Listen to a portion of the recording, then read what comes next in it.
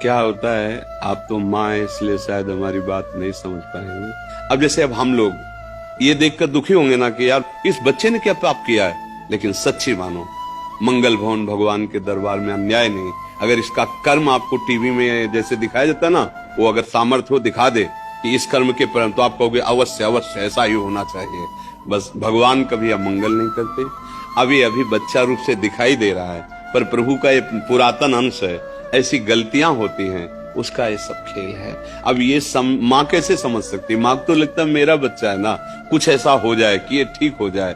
बस नाम जप करो, भगवान के आश्रित रहो। इसका नाम मृत्युलोक है। यहाँ जो हम कर्म करते हैं वो सब संचित होते हैं, उसी के अनुसार नया शरीर मिलता है, और वो दंड या पुरस्कार मतलब सुख या दुख भोगना पड़ता है। इसीलिए इससे मुक्त होना अनिवार्य है।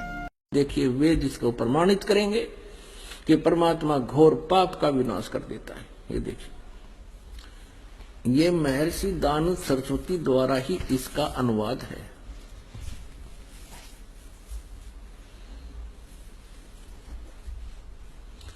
प्रकाशक है सार्वदेशिक आर्य प्रतिनिधि सभा 2/5 महर्षि दानव भवन रामलीला मैदान नई दिल्ली से। यजुर्वेद आर्य भाषा भाष्य संपूर्ण 40 अध्याय महर्षि दानव सरस्वती कृत यानी दानंद जी के द्वारा इनका अनुवाद है। मुद्रक है Prince offset printers 1510 Pataudi house Daryaganj नई दिल्ली से। अब देखिएगा, यजुर्वेद के 8वें अध्याय का 13वां मंत्र स्पष्ट करेगा। ये 8वां अध्याय और 241 पृष्ठ पे 8वें अध्याय का 13वां श्लोक। इसमें क्या लिखा है कि देव कर्तस्य एनस्य अवजनमसि, मनुष्य कर्तस्य एनस्य अवजनमसि, पितर कर्तस्य एनस्य अवजनमसि, आत्म कर्तस्य एनस्य अवजनमसि। अनस्य अनस्य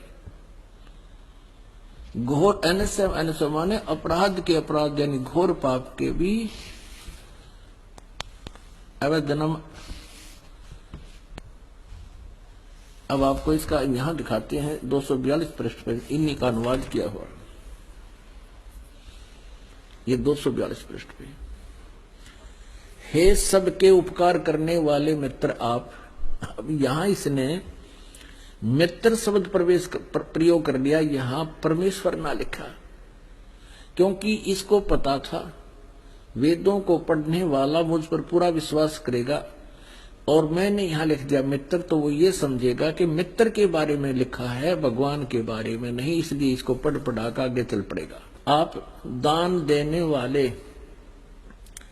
के अपराध के अवजनम, एनस्य माने अपराध के, अवजनम माने विनाश करने वाले, असी माने हो। मनुष्य कर्तस्य साधारण मनुष्यों के किए हुए, एनस्य माने अपराध के, अवजनम माने विनाश करने वाले हो। पितर कर्तस्य पिता के किए हुए, एनस्य माने अपराध, ये अपराध ही लिखना चाहिए था, विरोधासन लिखा है। अच्छी प्रकार हरने वाले हो, नाश करने वाले हो। अपने किए हुए एनस्य माने पाप के, एनस्य कहो, एनस्य का अर्थ पाप कहो, एनस्य माने अपराध कहो, एनस्य माने अपराध या पाप एक ही अर्थ होता है। एनस्य माने पाप के दूर करने वाले, अवजनम माने नाश करने वाले, अवजनम विनाश करने वाले हो, अवजनम माने विनाश करने वाले हो। एनस्य एनस्य अधर्म के अधर्म यानी घोर पाप के भी, अवजनम माने नाश करने वाले हो।